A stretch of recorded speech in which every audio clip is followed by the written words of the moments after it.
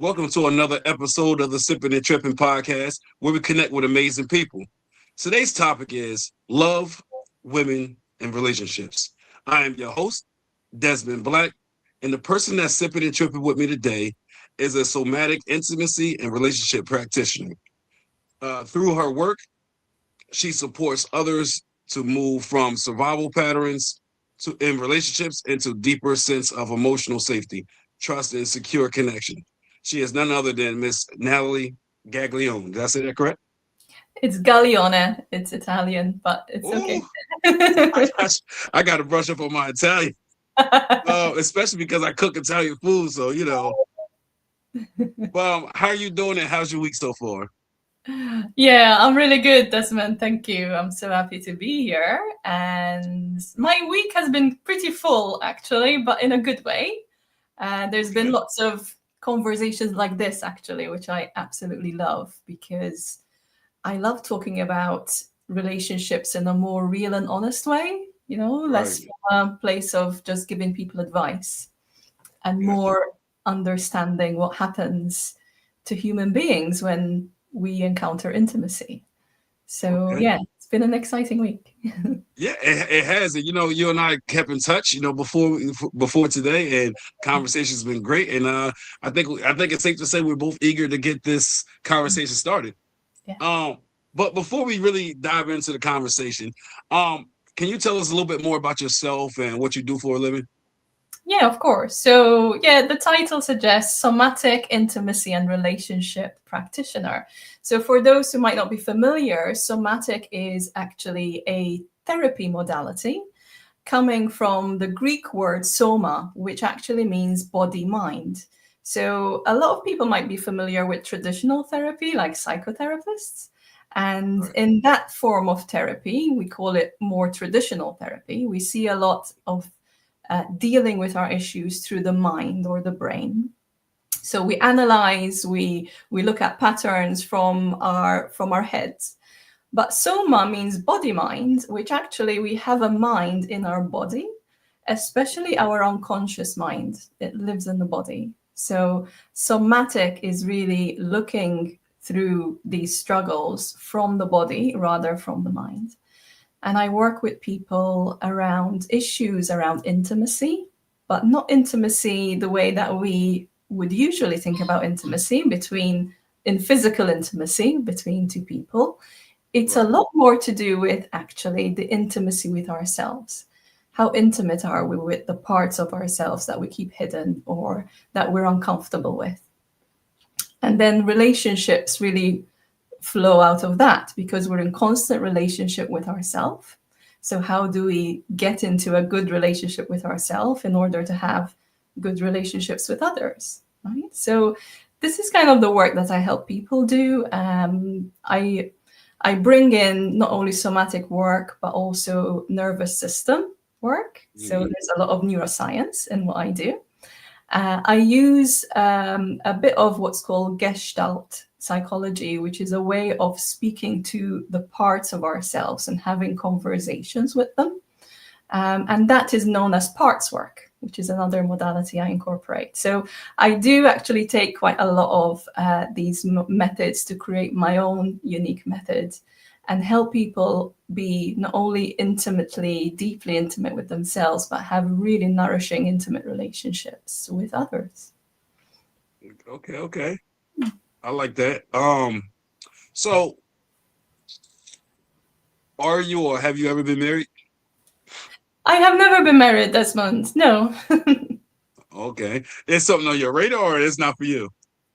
I actually never felt the pull to be married.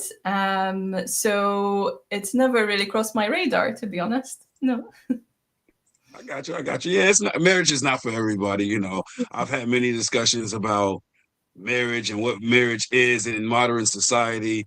Because it's definitely not what it used to be. It's not Mm. marriage these days is not what it's supposed to be. And yeah, I just got a different outlook on it. A lot of people think that or say that marriage is the end result, right? I just don't feel that way. Not to go down that rabbit hole, but I just don't feel that way. Because, in short, I don't see no difference between a serious committed relationship and a marriage other than paperwork, right? Because a lot of people say, you make that oath before God and it's a covenant and you're saying forever, right? Well, when people in a serious relationship, they also say forever because before marriage, you're supposed to say forever before you get to that stage. Hence the term engagement. And people commit infidelity in marriages, right? So that alone lets you know that it's not what it's supposed to be, So it's different for me. Yeah. Now back in the day, I would agree that marriage was the end all be all. It meant more to people, For instance, in the vows, for better or worse. Nowadays, a woman ain't sticking by that man in bad times. They so quick to leave. So it's like, and vice versa, So it's when you look at that, it's like, why did you get married? Right? Because whenever we get into a relationship, it should be with the right intentions. And a lot of people don't go into these marriages with the right intentions. Matter of fact, a lot of people don't even take the time out to get to know the person. They just jump in a relationship because of lust or based on outside appearances and not what's in the inside because they don't know that person. So that's a common mistake that a lot of us make in this world. So yeah, we just need to get back to the roots. We need to get back to getting to know each other, taking our times to, and invest that time and energy and effort into the relationship. And then maybe years from now, the marriage will be what it used to be. Mm-hmm. My bad. I just went to a whole little tangent on that. But do you have any siblings? I do actually. I have 2 half brothers. So my dad, talking about marriage, my dad had 3 of them. And he had 2 sons in his first marriage. He had me in his second. He had no children in his third. So I've got 2 half brothers. They're much older than me. I think there's a 15-year gap between me and my brothers. But they are very protective of me. I feel like really cared for by my brothers. It's like they're always questioning what boyfriend have you got, and they're always doing the checks. Yeah, I don't have sisters, but if I did, I know I'd be the worst brother. I just know it. Just like I have a daughter, but like I have some time, and like for me, it's different. I don't get that like, oh, that's my little girl. Like I don't get those vibes yet. Maybe because she'll be 2 next month. Maybe it has something to do with it. I'm not sure. But like with my boys, that bond, that relationship is just like it's just strong. But I know when she get older, I am going to be like the worst father as far as when she choose to want to date, or before that, when she choose to get that perception in her head that she likes boys. Because 2 of my kids I don't know if they be joking with me or they just being kids, but they be like, oh, I hope she have a couple boyfriends. I'm like, don't ever disrespect me again. Like, just hearing my kids say that, I don't like it. So I already know I'm gonna be the worst kind. And I know every father say that. I have 3 older not 3. Yeah, I got 3 older brothers, but 2 of them have kids, and they have daughters, and my younger brother have daughters, and they was the same way. They was like, oh, I'm gonna be that way. But then when they had daughters, and they got to that point, they wasn't like that. So I don't know if my opinions and my thought patterns would change when it gets to that point. I'm not sure. But going into it now, thinking about it, no. I'm one of those fathers that's like, you ain't dating until you 18. And even when you 18, they got to go through my checklist. Yeah. So we shall see. So your dad, the third marriage, did it dissolve or he's still married? It dissolved as well. So yeah, I think this might have played a role, witnessing 3 divorces from my parent. Well, my dad really. My mom never remarried. Put me off marriage in the fact that, as you were saying, I really resonated with what you were saying, is why do we get married in the first place? What's the actual motivation and intention there? And when I saw that vows were made and then broken, I'm like, this doesn't hold any value to me.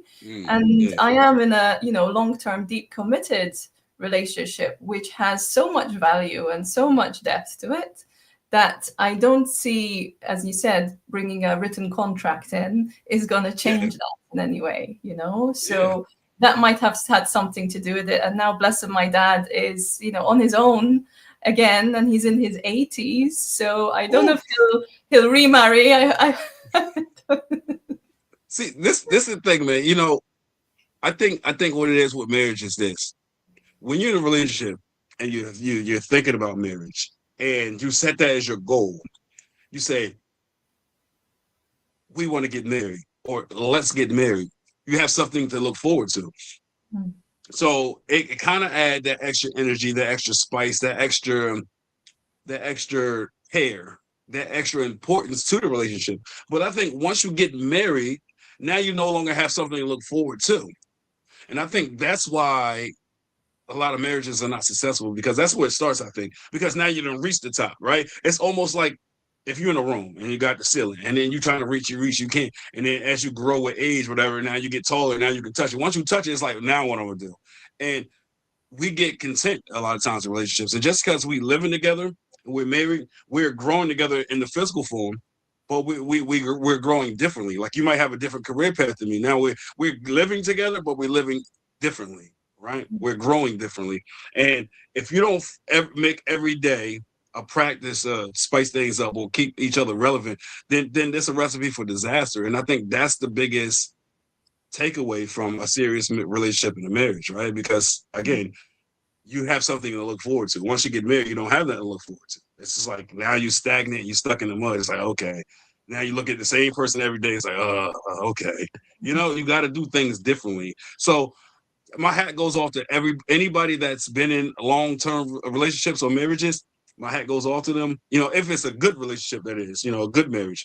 But nowadays, that's a tough thing. Yeah. What is it?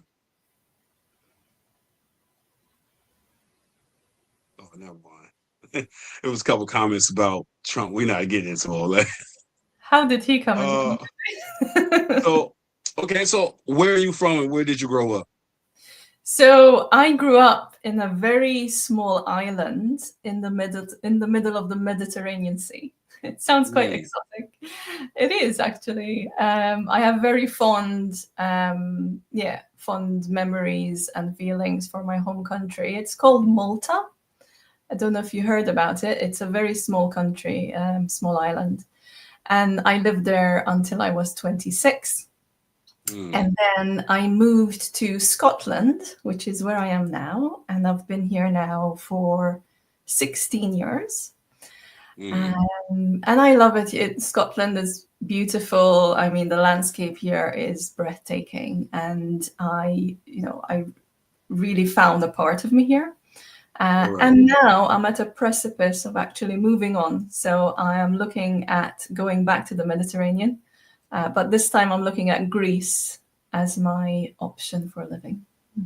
Now we briefly spoke about that before. So, but why Greece? So this is something you need to know about me. Like when I moved to Scotland, I never actually been to Scotland. I just decided to move here without even coming here. And it seems to be a pattern I'm repeating now. There is a specific island called Crete, which is part of the Greek islands. And something is calling me there. Now, I've never been there, but there's something. I work a lot with, energy and knowing. I talk to my guides and I just really find the place inside me that my heart is calling me to. And Crete is a lot like Malta, the way it was about 20, 30 years ago, where it was more wholesome and more, less gentrified. And it has beautiful nature and landscape, which really calls to me as well. So, and there's a small community of Maltese people there as well, which I'd love to reconnect with. And that's really what's calling me there. There's nothing, there's no man or job or anything obvious. It's more of a heart and soul calling that's taking me there. So I'm going to try it out. Hey, there's nothing wrong with that. Like traveling the world is amazing. I'm a big foodie, a chef, and it's definitely on my bucket list to go to different cultures, or not cultures, but countries and stuff like that, just to experience the culture. The food and everything. So I heard Greece is absolutely beautiful. I can't wait to visit there. Yeah. Like Italy is high on my list. Like I definitely want to go to Italy. I've never been there. I just want to be able to see them cook out there, the way they speak, because different places you go, like the culture is just different. The way they interact with each other. the love, the joy. So I just want to experience all of that, because life is bigger than just the state of New Jersey or the United States, So I just want to be able to have as much experience on this earth as I possibly can. Yeah. So do you have any kids? I don't have kids. No, that's another thing that it's funny. I had a memory when I read that question of me being at school. I must have been, I don't know, 10 or 12 years old with all my school friends. And we were all having a discussion, how many kids are we going to have? And everyone said, oh, I'm going to have two, I'm going to have one. I want a girl, I want a boy, and all of them said what they want. And when it came to me, I actually was like, I don't think I want any. And that was quite clear at such a young age. And then people used to tell me, oh, you'll grow up and you'll start to want them, or you'll meet someone and you'll want them. And I was waiting for that day, waiting for the right moment, the right person. And a lot of people came my way in relationship wise, but that, I don't know, that instinct of wanting to have kids never came. And now I'm approaching 43 years old, so I'm actually quite close to perimenopause, and there still isn't that desire. So now my body isn't really perhaps in a great position to have them either, and I'm okay with that. I'm okay with that. So yeah, they were never part of my karma, let's say.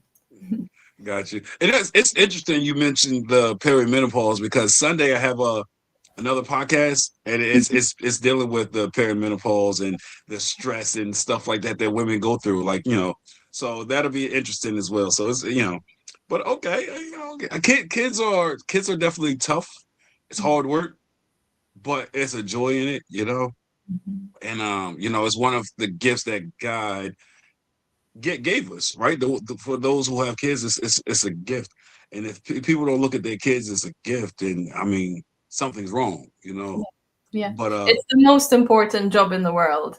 I always look at parents and say, oh my God, you have the most important and hardest job in the world. And sometimes I think that maybe the reason why I never really had that desire is because I feel the weight of that responsibility of having another human to be responsible for. And I'm like, wow, I don't feel that I have done enough work on myself to be able to give another life this. But you know what? That's a fear a lot of people have until they have them, right? Because whether they want it or not, one thing about having kids, it teaches you a lot. It teaches you how to be strong.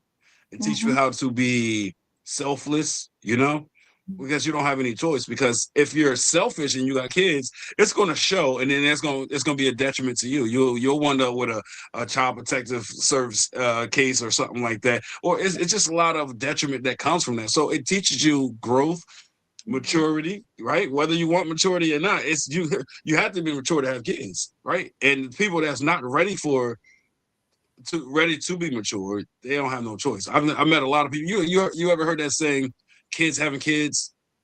Mm-hmm. Okay, so they might have their child mentality, but I tell you one thing: at the end of the day, they learn quicker how to be a parent. You know what I'm saying? So it's one of those things that it forces you to do.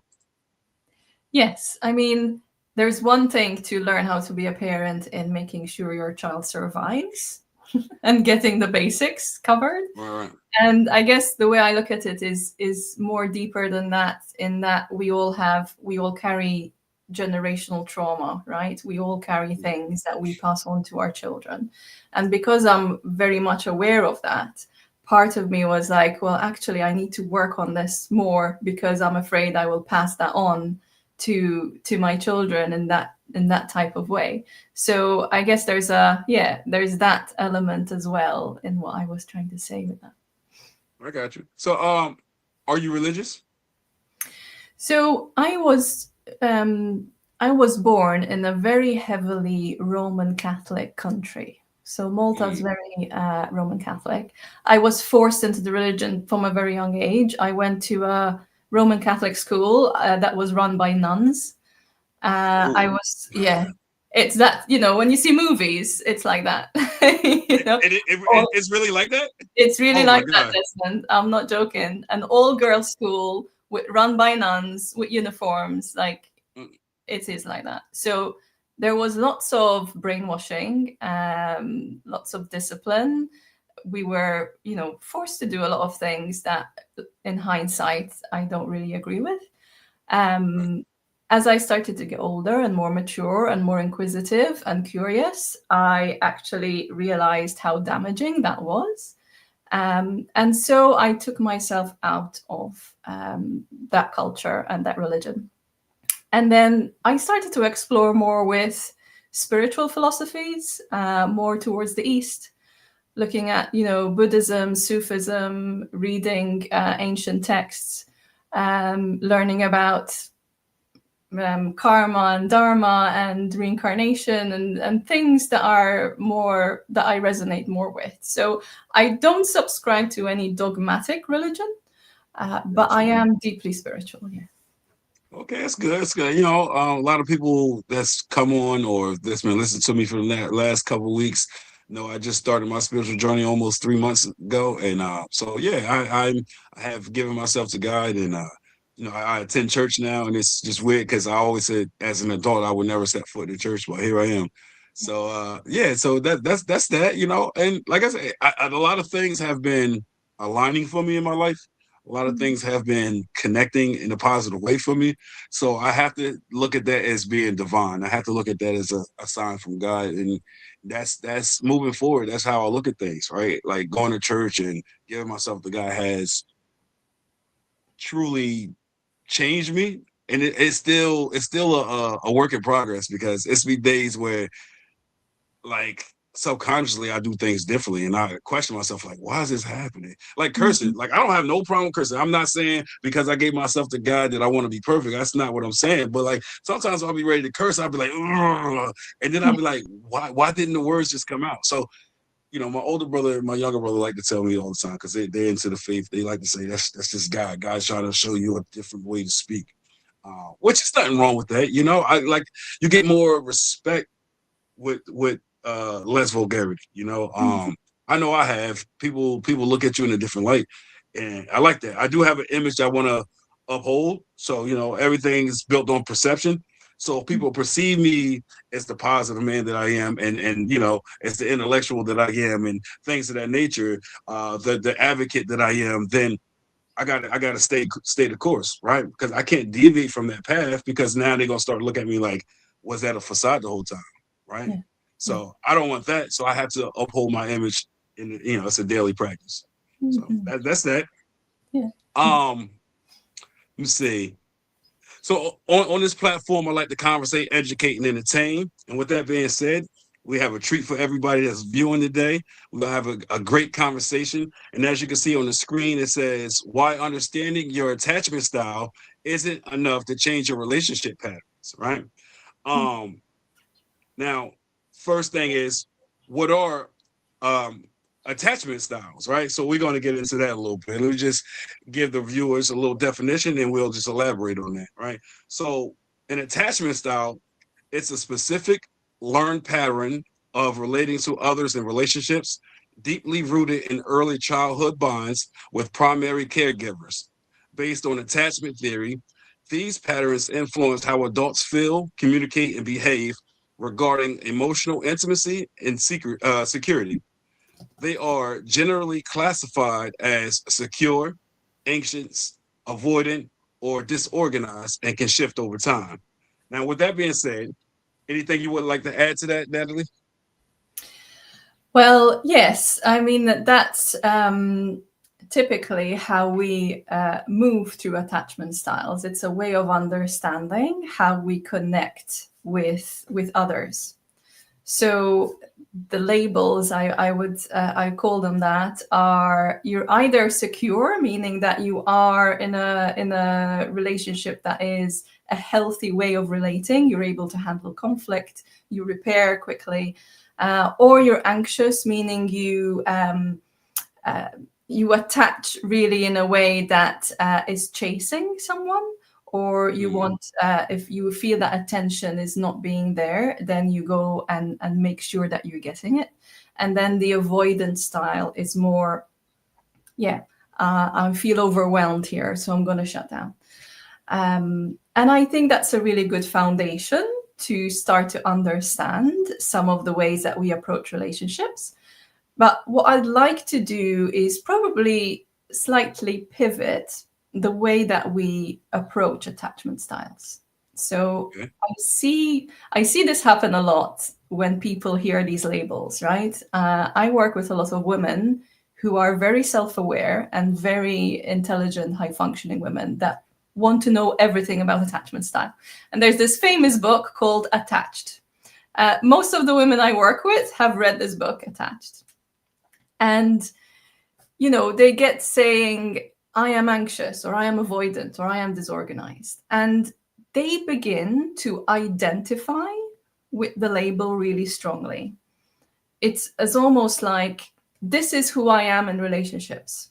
So I am anxious, and this is how I present. And what I see happening is then they actually expect their partner to change their behavior based on what their label is. So I'll give you an example. If I show up in a relationship and say I am anxious, then I expect my partner to text me 15 times an hour, because otherwise I'll go crazy. You know, I expect him to call me all the time. I expect this, this, and this, because you should know that I am anxious style. So you should, you know, pander to my label, as it were. But where I'd like to take it deeper, and this is where I invite women, you know, I work with men as well, by the way, so both men and women, I invite them to look at this a bit deeper, because attachment style is less about who you are and more about what your nervous system has learned in order to preserve connection. So it tends to be that people who display more of an anxious style might have had a parent or a caregiver growing up that were avoidant, right? A parent that might not have been so open with their affection, or affection came with conditions. So they learned, their nervous system actually, because it's an intelligent system, learned to adapt. And when that connection is severed or not there, then they grasp or they connect, or I have to do this, or I need to be a certain way, or look a certain way, or get good grades, or whatever it is to get that attention from your parent. And then that transfers to our adult relationships as we grow older.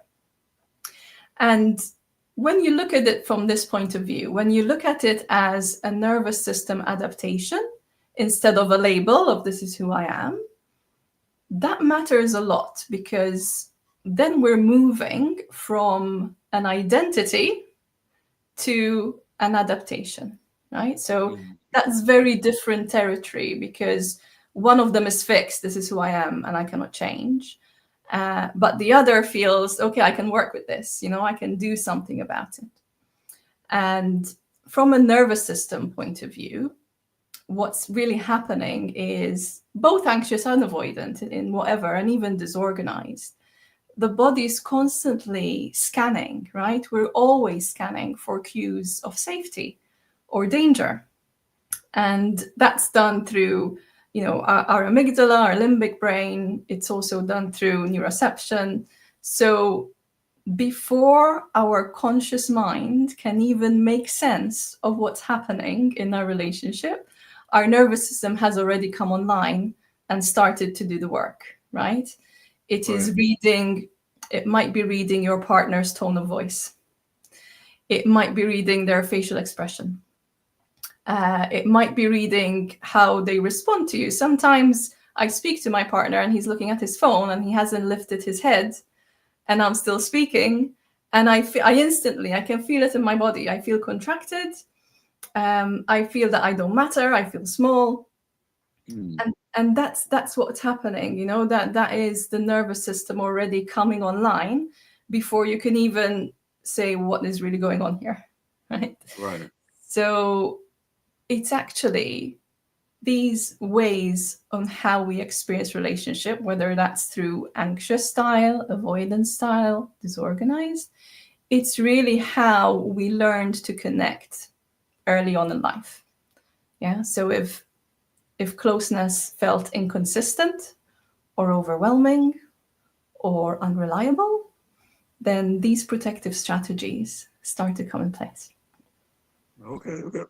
So, all right. So, as you were speaking, you was mentioning some of the attachment styles. So, what I want to do is go through some of the attachment styles and just elaborate on that and see if any one of us falls under that category. Sure. Now, the first one is a secure attachment, right? And for those who don't know, the secure attachment is comfortable when you're comfortable with intimacy and independence. These individuals trust others, manage conflict well, and have high self-worth. You feel like you fit in that category? I dip in and out. That's the thing that I find with lots of, we're never one style all the time. I feel I'm more of this style the more I do this work. I am definitely more in the secure zone. But there are times when I get activated and I'm in the anxious zone. There are times when I am in the avoidance zone as well. So this is why I try and stay away from labeling, because Labels. they're so fluid. Right. Yeah. But I agree with that. Yeah.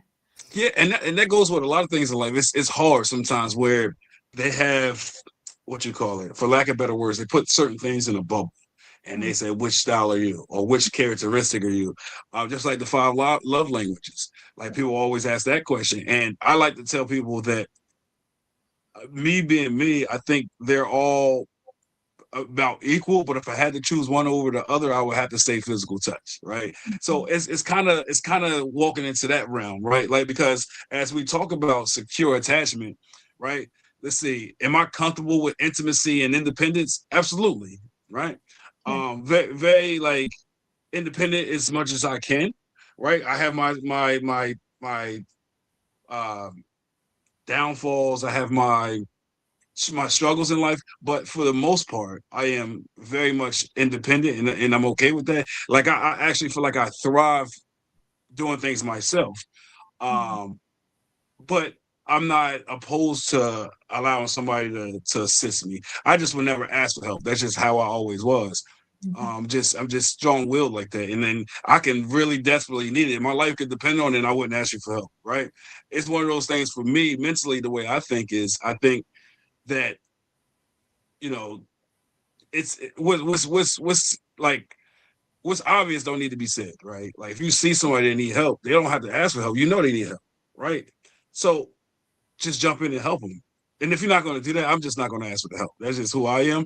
And sometimes I like to say that I'm working on that, but I don't think I am. I just we are creatures of habit, and I'm just so used to disappointment. I'm so used to not having that support in my life and that helping hand, to the point where it's like, why bother, right? I don't want to be let down again, type of thing. Now, trusting others.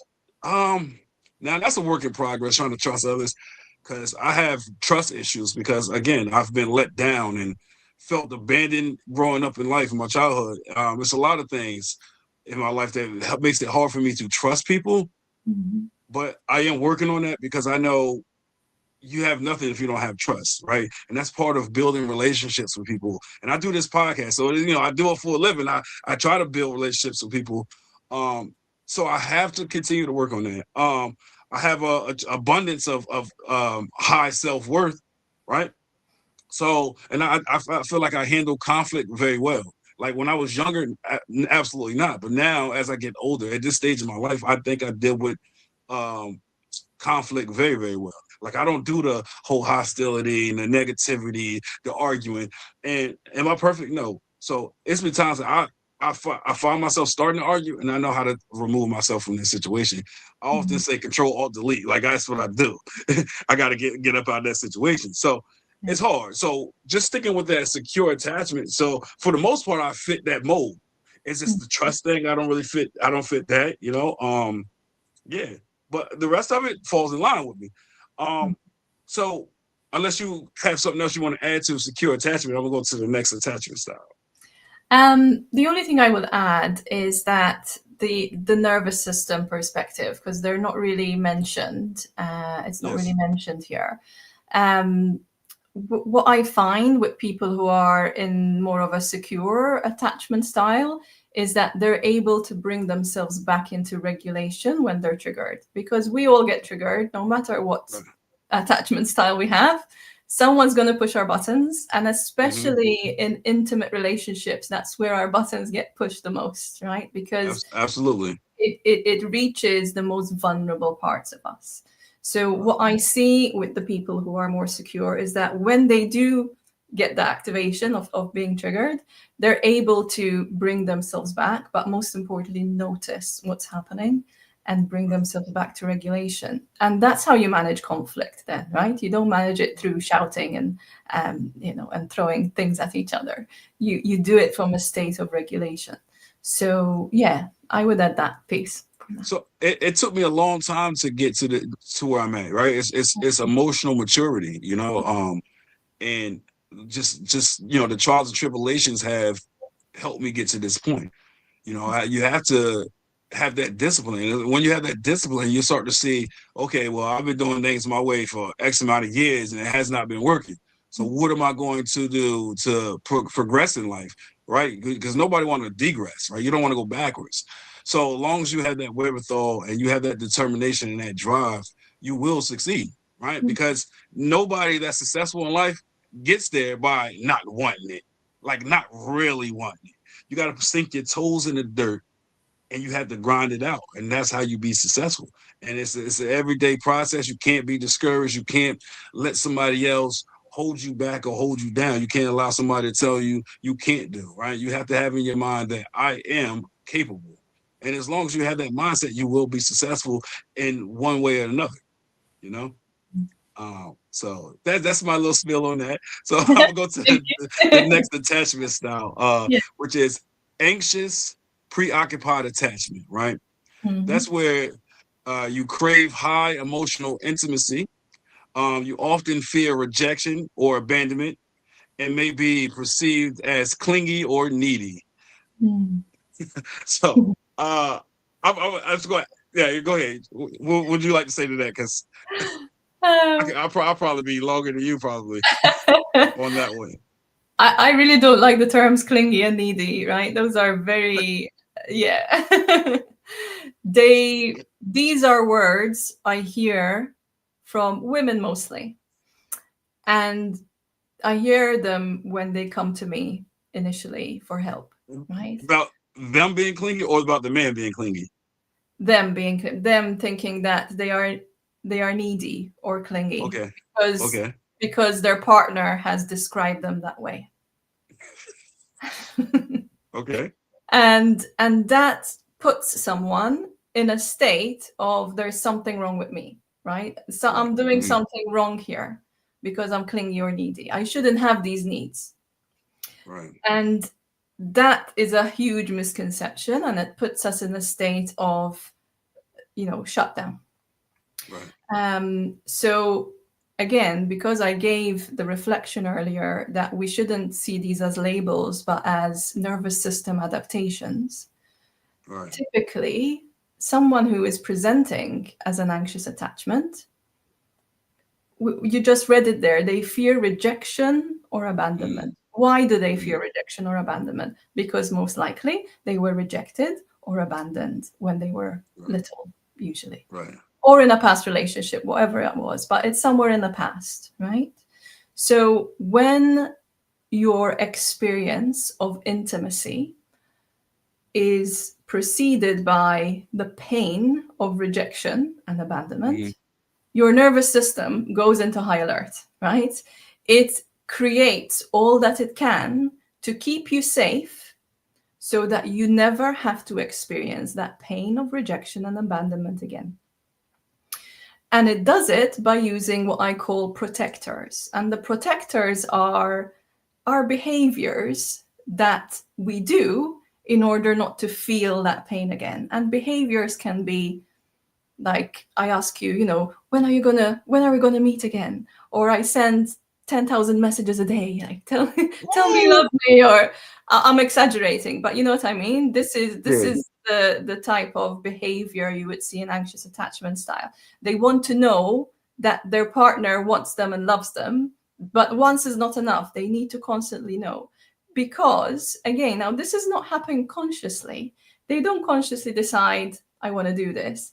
This is an unconscious nervous system behavior that's coming from the amygdala, which is actually your danger sensing spot in your brain, right? The moment your partner doesn't text you that good morning text that he does every single morning, even if it's half an hour late, right, your amygdala is going to say, danger, danger, danger, do something about it, do something about it. So whatever that behavior does, it's perceived by the other partner as needy.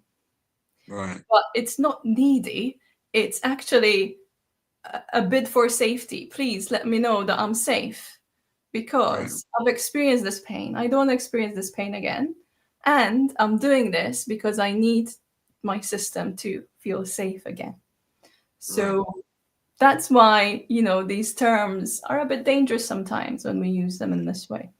Well, see, the thing is, I would say that it's more of a chemical imbalance going on there, right? Now, I understand that it might be some kind of unresolved trauma that lies there because God knows I have a lot of trauma that I still deal with. But on the surface though, it is like needy, right? Because it's a chemical imbalance and you need it because you lacked it growing up, right? And you're scarred, you feel damaged, right? So you need that to feel alive. You need that comfort, you need that reassurance. So there is a need there. And that's what I was saying earlier about people that rush into relationships and they rush into marriages. They do so without getting to know that person. So it's very important to get to know that person because those are the things that y'all can work on.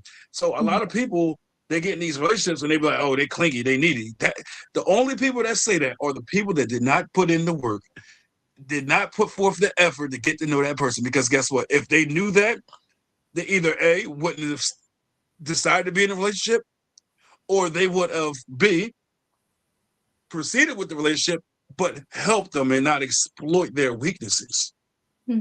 Right? Not to call it a weakness, but it for lack of better words, it is. So you should you should enter a relationship trying to uplift that person, trying to help that person, try to encourage that person to be the better version of themselves, right? Like for instance, like when I went over there, I said anxious, preoccupied attachment, right? I said those are the people that crave high emotional intimacy. I fall in that category. I desired the high emotional intimacy, right? And I also fear rejection and abandonment. And a lot of my viewers, some of them know, some of them don't. And I know I'm telling myself, but I don't care because I'm human. I'm still a man and I don't hide for anything. I'm human. So these are my feelings. This is who I am. So I'm putting forth my true self. I do fear rejection. I do fear abandonment. And a lot of people fear these things or fear other things, but they're afraid to be vulnerable. Specifically, men. A lot of men are afraid to show vulnerability. I'm not one of them. I know it's okay to be vulnerable, but I had a rough childhood. Some people might say it's not rough, but it's like we deal with things and we cope with things differently. My mom, my father, they went their own paths. My mom was a young mother. My father was off and on drug addict. It's a lot of things. Wasn't in the house. I wasn't getting showered with that love that a lot of kids that I would say was getting. I was in a foster home from the ages of 3 to 5.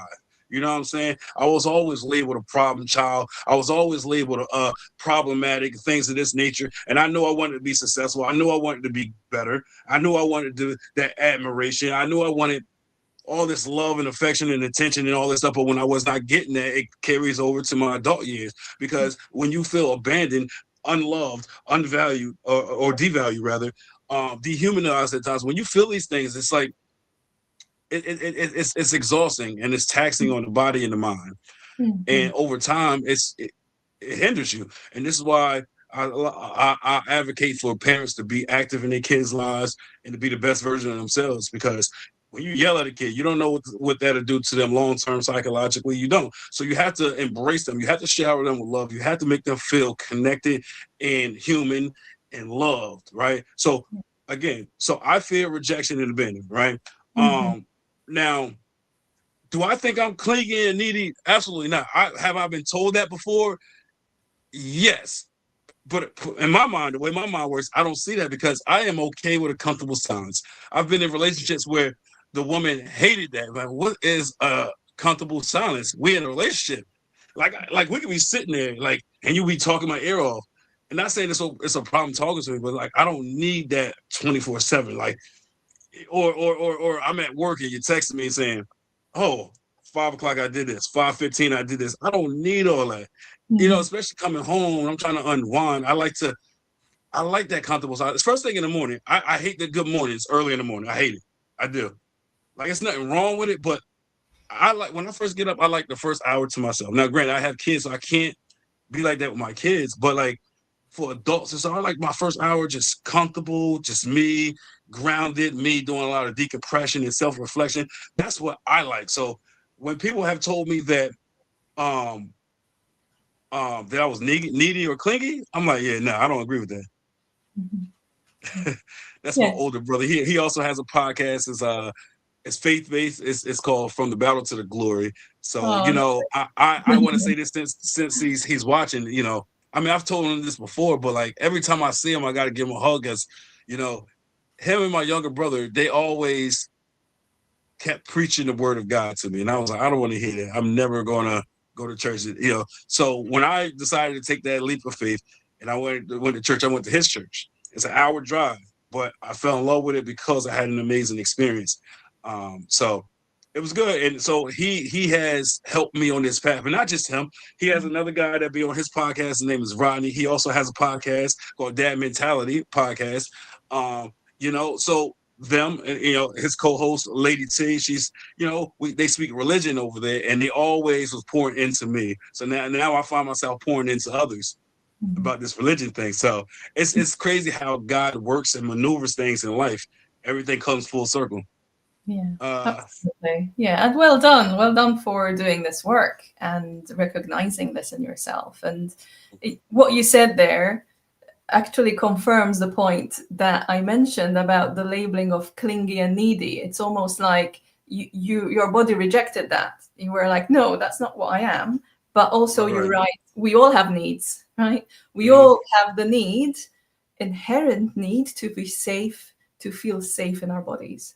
We all have Mhm. that need. We have the need to be loved and accepted and not abandoned and not rejected, right? We all have that need. But when those needs are then considered needy or clingy, then that has a different texture to it, right? Then Yeah, it's right, like right, I'm insulting you almost for having those needs, right? right, And right. Yeah. that's kind of the point I was trying to make, which you confirmed. So yeah. Yeah, again, it's about yeah, like yeah. So by definition, you went okay. Maybe I fit that mold, but just to hear it out loud, it's like no. Like you said, it do come off as being insulting, and Mhm. it's one of those things I can't stand. Like for instance, this is off topic, but like a couple words was triggers for me growing up. Dumb, stupid, retarded. Right? People used to say that. I didn't care how old you was, how big you was. You used those words, and you was addressing me. We was fighting. Yeah. Right? I had a lot of rage, a lot of resentment, a lot of anger growing up. Um, Over time, it took me a very long time to get over those words. I think I was maybe like 21 or 22 when I said, you know what? One, fighting is not the answer. And two, people joking around and say those things. But like for me, it bothered me. It cut deeply more so because of my upbringing. I went to a school for uh, that was made for behavior children, and Mhm. and then from people that's going to regular schools was like, oh, they gave me those labels. They were saying all these nasty things to me. So I already had a lot of resentment and rage and stuff. So for me, it was fitting that we was fighting. But after a while, when I started getting older, people was like, "Oh, you still acting the same way you was before." So that resonated with me. I used, and what used to be looked at as being cool was being frowned upon. I Mhm. see my circle started to shrink and shrink and shrink and shrink, and I was like, "Why?" So then I was like, "Okay, these lessons, these life lessons, my father was always trying to instill in me is about perception. It's true. I have to change my ways. I have to do things differently. I cannot go out there in the streets and put my hands on people thinking it's okay because ain't Mhm. nobody gonna want to be a part of my life. So this is why I tell it's my oldest son. He having issues in school now. So I I hate it. And, my mom liked to say, oh, that's just you reborn, reincarnated, right? You had these issues, and now God's trying to show you how you was. What are you going to do moving forward to fix that and address that for the next generation? So, I try to come up with a lot of things to implement with my kids. So, because I don't want that. One thing, I was born in the hood, right? And one thing my parents never wanted was, specifically my mother, is me and me and my brother living in the hood, moved us to the suburbs. And now a lot of black people, people in the black community, what they do is when they in the hood in those rough areas, they dream of making it out. But when they're still stuck in it and they see another person of color make it out, it's frowned upon. They criticize. You know what I'm saying? So it's tough. But it's life. So that's that. I know I went on a tangent. So there's another attachment style. Hold on. I feel like I was gonna sneeze. It's called the dismissive avoidant attachment, right? That's when you prioritize independence and find emotional closeness uncomfortable. It's where you often appear aloof or distant. And to that, you say what? So I see nothing wrong with prioritizing independence. As you rightly said earlier, it's something that you value as well. So I would reword that, or I would use different words for that. Is they actually feel safer. People who are avoidant attachment, they feel safer when they're in their own company, and they feel more agitated when there's someone in their company. So that's why maybe prioritize independence. In this case, I would want that to mean, actually, I prefer to be on my own because I feel safer than when someone is with me. Because then, if you see the second statement there, they find emotional closeness uncomfortable. And that is why they probably prioritize independence, right? Because being close to someone is making them feel uncomfortable. And that's why they might be labeled, again, these are labels, aloof, distant. Right.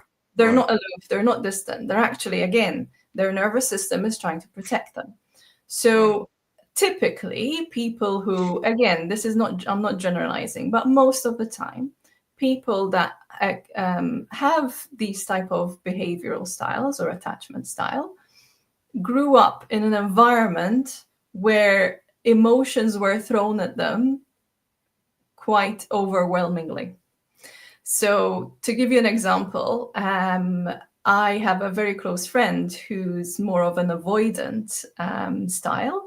And growing up, his mother was very emotionally hysterical, and she would project that onto him.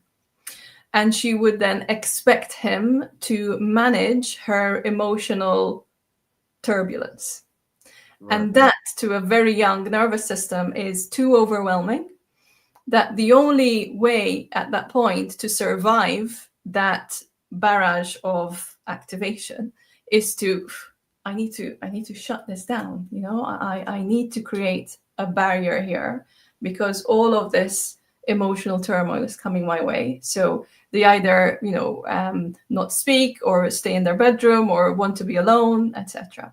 So fast forward again to adult relationships, and it doesn't have to be the same, right? It doesn't have to be that they meet someone who's just as hysterical as his mom was. It just needs to have a little flavor of that, right? So if his partner needs him to, I don't know, she's requesting something of him, like, why don't you spend more time with me? Why don't we have, more intimacy? Whatever it is, again, this is unconscious. This happens really quickly, 1,000 times a second. That's how quick the nervous system works. It's going to kind of come online and say, when's the last time? What do we remember about a woman asking something of me? Right. It's going to time travel back to when he was young and in a room with his mother, right? So then the behavior after that would be him shutting down, or him not giving her, the attention she needs, whatever that is. And to her, he will come across as aloof or distant. Gotcha. So that is kind of what I would add to that attachment style. Got you. All right. So, and there was one other one that I have for you. It's the fearful, avoidant, or disorganized attachment style. Right. That's where you have the it says desire closeness, but fear it. That's where you desire that closeness, but you're afraid of it, which leads to inconsistent, conflicted behavior and difficulty trusting partners. Again, it's another attachment style where we talk about fear and difficulty as far as trusting. So, okay, what would you like to add as far as that? Well, this confused me a bit because we all desire closeness, whatever attachment style we display. Right. Whether we're anxious, dismissive, avoidant, secure, obviously, fearful, avoidant, we all desire closeness. It's a primal human need.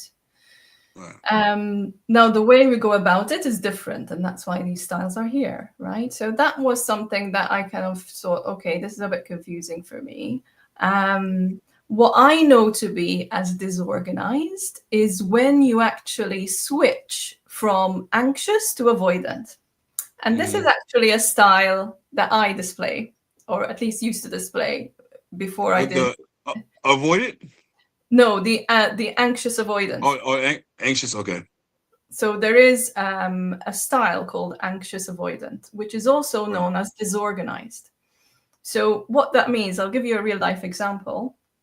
I'll start out dating someone, and in the first few months, let's say, 5-6 months, I display more of an anxious style where I'm actually in the first month or so, I'm quite cool about it. I'm not, not really bothered what he thinks or how he feels about me. But then time starts to pass on, we meet, we date a bit more, and then I start to display more anxious styles, right? I crave his time, I crave his intimacy, I want to know if he loves me or not, like, is he committed? And I might send, a bit more text than I need to, or whatever that is.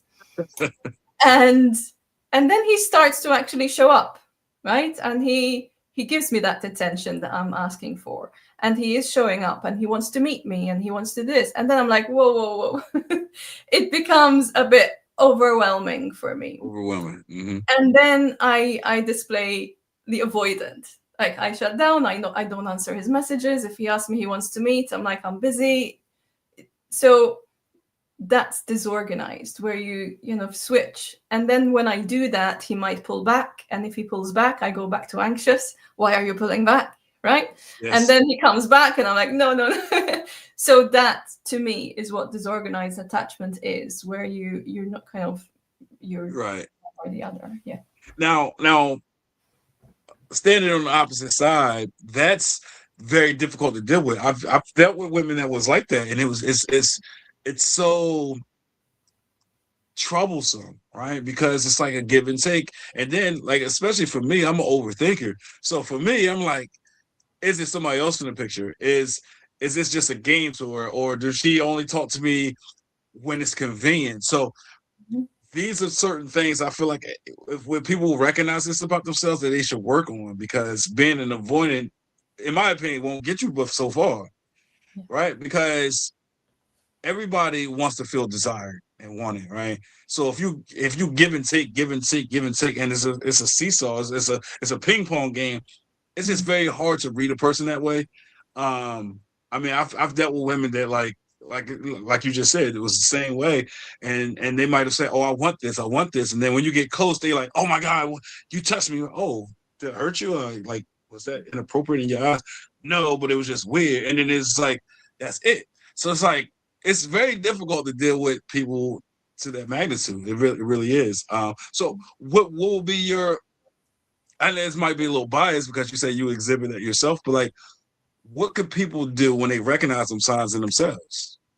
That's the $1 million question, right? And that's the core of the work that I do, because recognizing what attachment style you are is one thing, but displaying something else or being able to do something about it is a very different thing.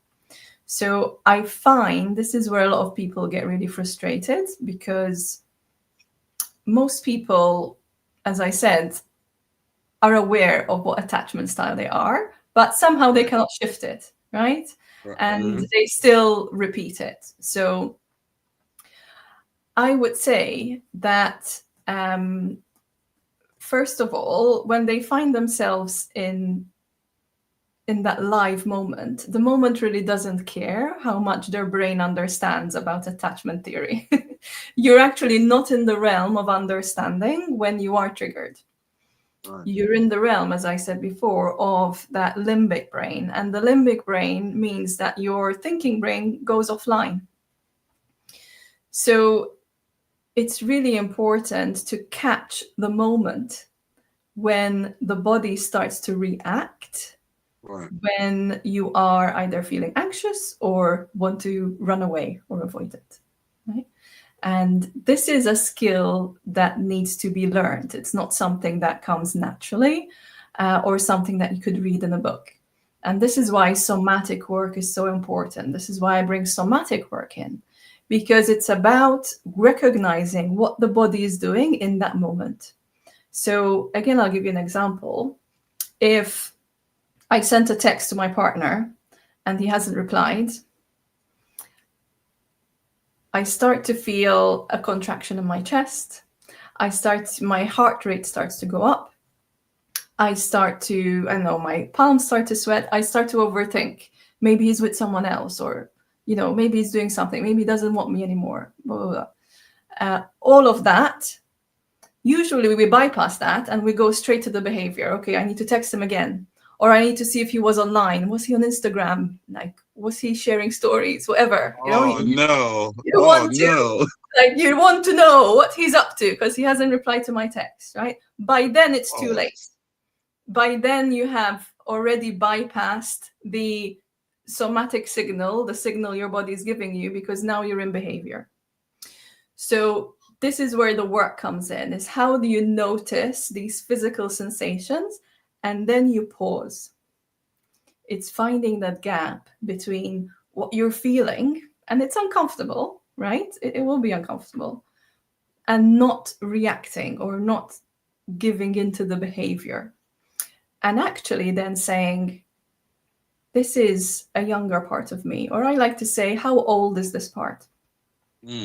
What is this part feeling? I like And that. yeah, like, does this feeling familiar? What memory comes to me when I feel like this? And bringing that compassion to that part of you that's actually trying to keep you safe, believe it or not, as uncomfortable as it is. Right. And you say, there, and this is where self-soothing comes in. I know this is scary. I know that you're feeling, abandoned or whatever, rejected. But it's okay, and I'm here. And this is where parts work comes in then. I do a lot of parts work. Is the adult part of me is talking to the little part of me who's very scared, and I am Right. soothing her. And when you do that, the charge dissipates, and you are more likely not to act that behavior that comes across as anxious behavior to the other. So that would be the work. This is the work that I do with myself and with others, is finding that pause, noticing what's happening, and then speaking to that part. Okay. I love that. I love that. So I just wanted to add to that, right? So, um, for the viewers and the listeners, right? Since I like to educate on this podcast, understanding your attachment style is only intellectual insight, right? While changing relationship patterns requires retaining deeply ingrained emotional, nervous system, and behavioral responses. Knowledge does not automatically rewire the automatic fear-based reactions formed in childhood, demanding consistent, corrective, and often uncomfortable action to build new patterns, as you was just speaking to. But more importantly, here is why your attachment style is not enough to change your relationship patterns, right? Um, Understanding you are an avoidant or anxious does not automatically stop you from acting on those impulses when triggered. Changing requires interrupting automatic emotional reactions, which is difficult without tools. As you was just saying, like you said, you hate the labels is because you might fit into this one, you might fit into this one, you might jump back and forth. So so that's the thing. Just being aware, as you said earlier, being aware that you might fit in one bubble doesn't mean that you're going to be able to to change it, right? Because it requires other things. So so I like how well versed you are in this conversation. So why else would you say that understanding your attachment style isn't enough to change your relationship patterns? Because I feel that knowing your pattern or knowing your attachment style is not the language of the body. And everything that you are experiencing that is bringing you to act in this way is actually coming from your body and not from your mind.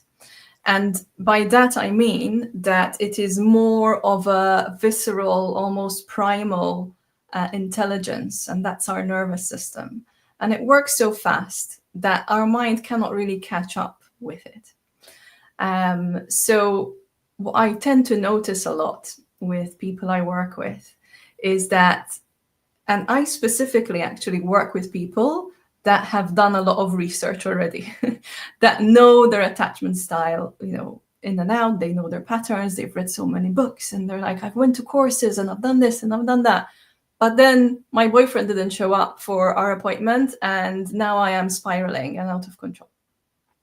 So the thing is that because this is happening at lightning speed, once the activation is passed, then our conscious awareness comes online.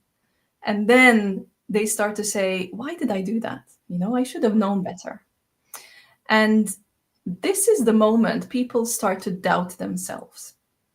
And this is what I'd like to change here, hopefully, in this podcast, is to change the minds of people to learn to still trust themselves, even if they're reacting the way they do, despite all that they know.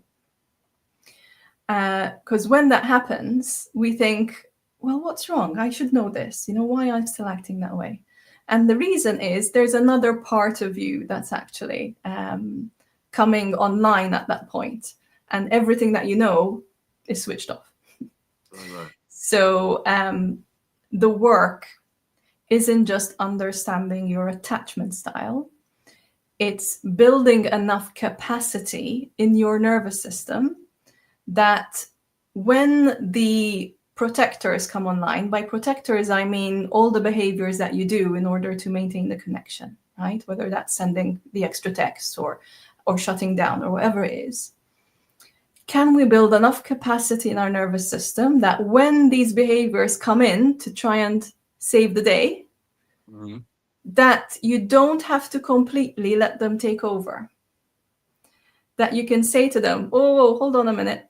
You don't need to you don't need to come save me just now. I've got this. And that, again, is a practice. It's something that you are then able to stay present enough in your body to notice, I am activated right now. There's a protective response here. And maybe a younger part of me feels unsafe. And yeah, go on, sorry. Oh, no, I was going to say, so it sounds like you're teaching people to practice to be the secure attachment style. Yeah. Okay. Yeah. That is the goal. I mean, that is the goal. Although, as I said before, we can never be in secure attachment all the time. I mean, there are some people who are, but we always get triggered. But what I teach people is to how often can you come back to regulation? How often can you come back to secure attachment? So whenever we find ourselves activated, whether that's avoidant, disorganized, or anxious, can we come back to secure? And the more we do that, it's like a muscle, right? You work out. So the same thing. The more reps we do, the same thing with our nervous system. Our nervous system is like a muscle. In fact, we call it neurotoning. There is a tone to it. and a tone is a shape. Now, Gotcha. the more we practice this, that tone develops, right? And we're there able to be in secure, regulated places more often. And that's what I teach. Got it, got it. I like that. I like that. I like that. I wanted to ask you this earlier. That book you were telling me about, or telling the viewers about, it's called Attached. You know what the author? Oh, I forgot. If not, I can find it. All right, as you look that up, I just wanted to I'll just say this. Attachment styles are like blueprints, right? They're formed in early life, meaning they are deeply ingrained in your neural pathways and automatic, and not conscious. It's not a conscious thought process. So I just wanted to add that before. Did you find it or not yet? Yes. So it's called Attached by Dr. Amir Levine and Rachel S.F. Heller. Rachel S.F. Heller, Heller. Yeah, because that's one thing about me. I love to educate myself. I love reading. So I have a whole bunch of books, and it's overwhelming sometimes, because I said this on my last podcast. Like, what I do, like, and I'm trying to break free from it, but like, I'll pick up a book that's very interesting, and I'll be taking notes on it, and I'm like, I love it. I love what I'm reading. But then I find another book that catches my eye. I read the little synopsis. I flick through the pages. I'm like, oh, I like that. So now I find myself jumping from book to book to book, and sometimes I get the message and the stories mixed up. But I just love anything that's going to make me smarter. I just love intelligence, So that's just a little bit about me. That's why I wrote that down as soon as you said it. Because I definitely want to check it out. Especially I'm very supportive as well. Like, so book authors and things of that nature, I'll go out and I'll buy that book just to show support. And I like to tell people all the time, there's a lesson in every lesson in life. So in anything that you read, you're going to learn something from it. It might be something frivolous or something so minute to you, something that's small scale to your mind's eye, but you read it, it's a message in every message. So I like to tell people that all the time. So I'll definitely check that out. Yeah, brilliant. Go ahead. What was you about to say? I said brilliant. Let me know what you think about it. I will. And to the viewers, I also want to add this. You cannot think your way out of a relational pattern. You must feel your way out through new experiences. Healing requires being in a safe, consistent relationship, whether that's a friendship or a romantic relationship, to prove to your nervous system that safety is possible. What would you like to add to that little notion? Well, I read this before coming here, and I'd like to add something. Actually, maybe change something even. Add.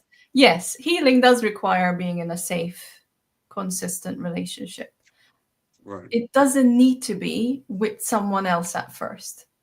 So to prove to your nervous system that safety is possible, right, especially if you're entering a romantic relationship, it's best to actually create that safety for yourself first.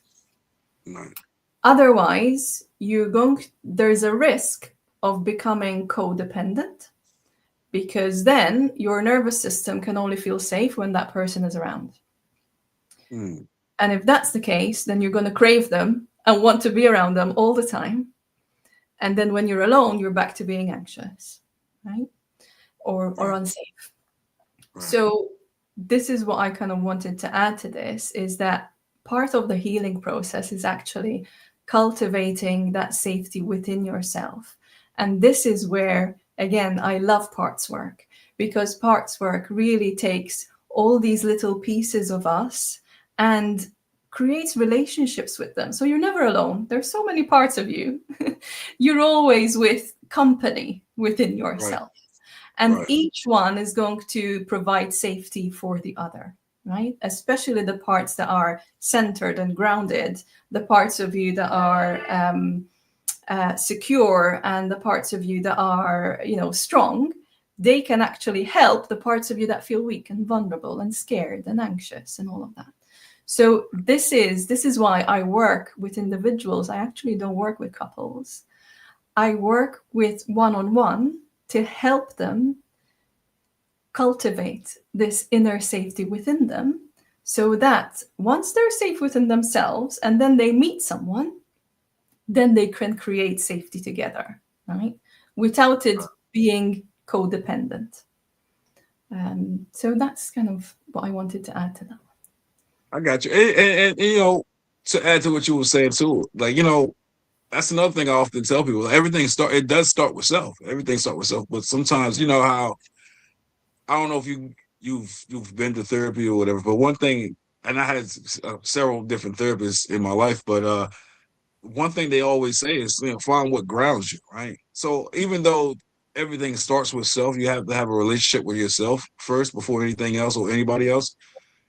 Sometimes when there's a chemical imbalance, you need that other person or another person to help you feel grounded. That's just my opinion, though.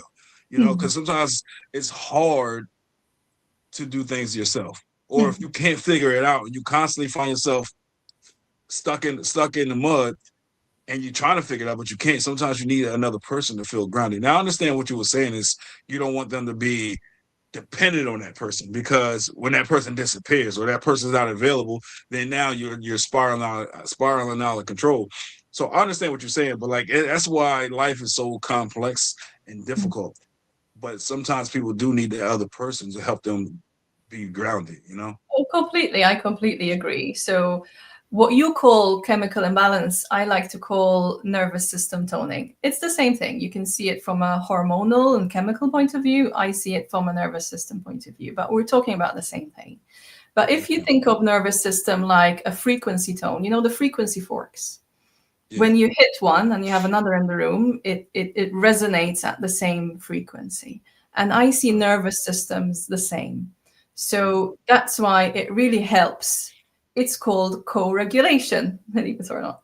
So when I'm in a state maybe of dysregulation, and someone who has a regulated system is in my space, there's the potential there for me to become more regulated because this person is holding that in my space, right? This could happen between partners. I see it happen a lot in professional settings like therapists, you know, and space holders. I see it a lot happen in my sessions where I'm, you know, showing up in the state and then the client eventually gets regulated after a time. So yes, I agree absolutely that we need other people in order to you know, to create that safety and regulation. We need others to be that. The caveat, I guess, that I wanted to make there is that if we have the awareness that we also have that for ourselves, then we are able to, I don't know, enjoy or relish in in co-regulation, but also self-regulation. We need both. We need able to self-regulate. We need to be able to co-regulate. Now, what I do with people who display avoidant attachment styles is I get them to practice co-regulation. So because they're avoidant and they want to be away from the people, how do I get them to regulate when people are around? And for anxious attachment style people, I get them to self-regulate. Gotcha. So how Makes sense. regulate on your own, right? But secure people can co-regulate and self-regulate. And that's the goal.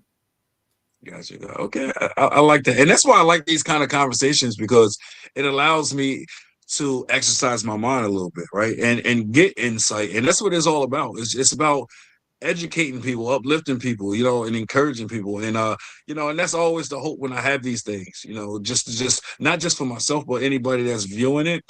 You know, my intent is to give somebody something to process. You know, I like thought-provoking conversations, and I like when other people's minds start to click on all cylinders, and they go back and forth, and they say aha, and they start asking questions for themselves. So that's good, because the mind is the most powerful thing in the human body, and in life, you know. So I read something that was very interesting. I'm not sure where I read it at, but it says People often unknowingly choose partners who reinforce their old patterns, making it hard to change without conscious effort to break the cycle.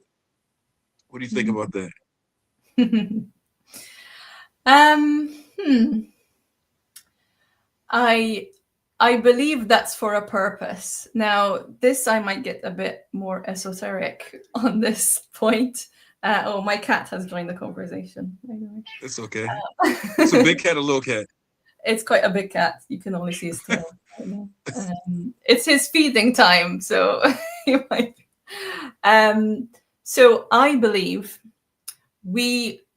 It's no accident that we get partnered by a bigger force than us, with a person that's going to mirror to us what still needs to be worked on ourselves. Right? I find that actually a divine intervention, call it that. It is by design, actually. Now, when you say reinforce their old patterns, I would change the language slightly. I mean, yes, it could seem as we were reinforcing the old patterns because we're going to feel, oh shit, this is a different guy, but I'm feeling the same stuff I felt with the previous guy. I'm still acting this way, I'm still feeling anxious. So yes, it's an old pattern. Yes, you can call it reinforced, but it's actually mirrored. It's really mirrored to you until you learn that this is where you need to do the work on yourself, right? Right. So the fact that it's making it hard to change without conscious effort is maybe because people feel helpless, right? They think, well, I've read all these books, I've changed a partner, I've changed a situation, I've done all this, yet this old pattern is back. So it feels hard to change, but because there is not that wisdom piece, and it's not knowledge, it's wisdom, which is a different thing, that deep down that this is actually showing you this is where you need to focus on. This is why you need to, do the work. So that's what I believe relationships are, actually. They're a mirror into ourselves as to where the work still needs to be done. Right. So for me, like what I got from that was, like I said earlier, we're all like creatures of habit, right? And it's like, when people talk about trauma bonding, I think trauma bonding really comes from like people that's always going through trauma. They're drawn to other people that's going through trauma. They say we like-minded people. So I think when that reinforced piece is, for some reason we keep attracting the same people because of that's what we're used to. And it's like stepping outside of that box and trying something different is like foreign territory for us. So I think that's where that comes from. Because people are afraid to change, as scary as it is, but it's the truth. So yeah, that's my takeaway for that. Yeah, we choose what's familiar. So if our nervous system is well versed at the old pattern, it knows what to do, even if it's not good for us, but it knows the sequence. It knows that if this happens, I do this, and when that happens, I do this, and then I do this, and then I do this. Again, this all happens. We know what to expect. Yeah, we know what to expect, right? So yes, we're going to be attracted to that because that's what we know. And we get attracted to that, but there's going to be turmoil. Yeah. And that's the thing. We like to call things red flags, and people say, well, if you recognize the red flags, why do you keep running to it? It's just, I don't know. It's something about that give and take, I think. It's sort of like when kids play video games or just anything in life. If life was easy, we all be doing something else, right? Because things that's simple and easy, it becomes boring. We don't want that. That's why people run to danger. People run to adversity. We run to challenges, even though it's challenging and it might get on our nerves and drive us up a wall. We might deviate from it, but we come right back because quite naturally, right? We want to be winners. We want to win. We don't like to lose. It's just naturally embedded in us, right? So that's what it is. So sometimes we see red flags in relationships and we still go towards it because it's almost like we feel like we can fix it. We feel like we're different than everybody else. Everybody else can't handle those situations and that turmoil that's going to come from chasing after that fire. Mm-hmm. And we put ourselves right into it. Right. It's easy to sit there and say, this person ain't no good. Don't mess with them. Right. Because now in your mind, it's that curiosity. Mm-hmm. Right. Oh, why they say that? Oh, I'm different. So in essence, what they're saying is don't deal with that person because they're negative or they X, Y, and Z. Like I can't handle it. So then we run to it. You know what I'm saying? I think that's what it comes down to. That's why we like complex situations. That's why I also hate when people say, I don't like drama. I'm drama free. No, you're not. Because if you watch movies, we watch it because it's entertaining, right? We all love drama. We just don't like when we're the center of that drama. You know what I'm saying? So that's what I like to tell people. I think we're addicted to drama in a way that's unhealthy. Yeah. So the fact that we go for it actually says a lot about what culture we live in and what, the type of society we are and the type of mindset that we were, cultured into. Because looking at people from different cultures that are more community based, that are more body based, that are more wholesome, there's no drama there, and they live very peaceful lives. Yes, we're addicted to it, but it's a dopamine hit, like everything else. So yes, we want it in movies and on our entertainment, and then we want it in our relationships. Absolutely, but does that make it healthy? I don't know. No, not always. No, but it's just something that drives us. It's like Yeah. the fuel in the car. It's like that breakfast in the morning. It's like we don't necessarily like when it becomes a detriment or it bogs us down, but we love it. Yeah. We love it. That's why people thrive when they come up with these romance movies or novels or these action-packed thrillers and stuff like that. It's the drama in it. That's why when people tell stories, sometimes it sounds over dramatized, but it might be the truth. But the way they deliver it sounds like something in a movie. Yeah. And the reason why we dramatize our explanations and our storytelling is because of enthusiasm. It's something that keeps us going. Like I said, it's that fuel, it's that gas in that car for you. And yeah, people love it. You ever get in a conversation, you can just pretend to be excited about something and just move your head when you're talking to somebody and they start moving their head, their eyes get big because it's a drug. Drama is a drug. And so I hate when people say, I don't like no drama. No, that's a lie. because then they'd be the same ones that go and gossip. I mean, I thought you don't like drama. Why are you gossiping? Why are you telling this person what this person said? You know what I'm saying? We love that. We get off on it. So I wanted to say this before, like for many, the insecure pattern feels safe or familiar. Letting go of that pattern requires facing the extreme discomfort of vulnerability. And earlier I know I touched on vulnerability a little bit. So letting go of that pattern requires that extreme discomfort and vulnerability. And again, we a lot of us are afraid to face those vulnerabilities or display those vulnerabilities. So yeah, and we run to what's safe. I think you were saying that before. Oftentimes in life, we go into our little safe haven, wherever it makes us feel most comfortable, and that's where we go. That's why a lot of problems go unresolved as well in life because we go into this shell. We just go hide in wherever we feel comfortable instead of facing the outcome or the situation. So yeah. And it's also, letting go of that pattern kept you safe once. Right. When that pattern formed, it formed because there was actual danger. A danger that you weren't accepted in your little family tribe, a danger that you would be excluded from somewhere. So that pattern was necessary. It's what you know. And then the discomfort comes from the unknown, right? If I don't have this pattern, then what do I have? What will happen? Right. You know, how do I cope? Like, what? There's all these questions. So yeah, that's why it's extremely uncomfortable and extremely vulnerable. And this is a disclaimer I make to every person that wants to work with me. Like, this is not, unicorns and rainbows. This is not an easy ride.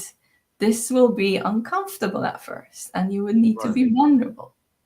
Right. But that's where growth happens, and that's where then you flourish after that. So you need to be prepared to be uncomfortable. Right. Now another thing we talked about discussing, right? And I thought it was very interesting, and I'm very intrigued on where you go with this, right? It says why your nervous system often choose your partner before your mind does. Why is that? Well, I think this is one of probably the most misunderstood parts of attraction, because people here, you're attracted to what's familiar. And sometimes they reduce that to, I'm choosing the wrong people. I keep choosing the wrong people because that's familiar. I think there's a bit more to it than that. So from a nervous system perspective, as I said before, your nervous system is scanning all the time. So it's scanning the tone of voice, it's scanning eye contact. I mean, both our nervous systems right now are constantly scanning each other to see what's dangerous, what's safe, what's life-threatening at 1,000 times per second. So it's constantly going on. And it is outside of our level of consciousness, right? So because it's online before we are online, when I say we, our conscious mind, Right. then it's doing the choosing first, because it's looking, say this man walks in and my nervous system is already checking out eye contact, availability, his pace, his emotional expression, his tone of voice, whether he's warm, whether he's kind. It's doing all that before my conscious mind creates a story about what's happening, right? Gotcha. So attraction to someone often begins as a body-based recognition. My body recognizes this person. Right. Before my mind says, oh, I like him because he's tall and he's got money, and whatever story you want to put on that, right? Right. Your body does the choosing. And sometimes when the body, what the body recognizes isn't always healthy, right? Isn't always someone that's good for you, but it is someone that's familiar. It's someone that your nervous system knows how to navigate. Right. I have quite a few clients actually who tell me they just don't feel anything with the nice guys, right? With guys who actually See, show and that's up the funny for them. thing. I've heard that, but this is the thing. Every woman, they say they want the things that come with the kind or the nice guy. Yeah. But I hear it a lot. When they get that man, they say, "Oh no, I'm not attracted to that," or "I don't like it," or "That's not enough," or "That's weird," or "That's weak." And so to me, that's a head scratcher. Like, why do you think that is? They want it, but then when they get it, they reject it. Yeah. You're going to learn today, Desmond, because this is exactly what I'm talking about, right? Wanting the nice guy is a cognitive story. I want this nice guy because, he will do these things for me, and I'm so sick of all the guys that are, ignoring me or treating me nastily, whatever that is. So the story is, I need a nice guy. The body has another agenda, right? So when I explore this with women, what they mean is that there's no intensity, there's no pull, there's no emotional charge with nice guys, because that intensity comes from not knowing where you stand with someone. So if someone is emotionally unavailable or aloof, or, the type of guys who are, they say one thing, they do the other, or they show up one day and then they don't show up, that is what keeps, in your words, the chemistry going, and in my words, the nervous system going, in a way, and we can call it drama, that hooks them, right? That's the hook. So they are hooked or addicted or, attracted to the uncertainty because it creates this familiar feeling in their body. That's what chemistry means. That's what attraction means. So when someone, we call them nice guys, but they're actually regulated guys, guys who are secure, guys who show up and do what they need to do. There is no intensity there. There is no drama there. There is no, does he like me? Does he not? Will he show up? Will he not? Because he will show up. He will tell you. He will be open and vulnerable with you. Right? I see what you're saying. So it goes back to that addiction that we spoke about then. Okay, now I'm starting to understand it a little bit more, because I never understood that, and I never really dissected it and broke down like that. But I see what you're saying. So on the surface, that's what they want. Mm-hmm. But at the same time, they still want that thrill. It's like sort of like people that go and sell drugs in the street. It's that thrill of the fast life, or the women that they're really against guys in and out of jail, but it's something about that fast life that attracts them, so they will partake in that relationship. And then as soon as they get locked up, they call them every name in the book and say, they this and that. So I understand what you're saying now. So the nice guy give them all these things that they want, and it's no cat and mouse game. It's no, like you said, argument. It's no conflict. It's that the nice man or the nice guy is always looking to resolve a situation instead of creating a situation. So I see what you're saying. Yeah. And that is, I guess, I don't want to say also that their desire to meet a nice guy isn't genuine. I truly believe that they do want that, and again, it's a conscious choice. That is my conscious want to be with someone like that. But this is a program we're talking about. This is a nervous system program that comes online unconsciously.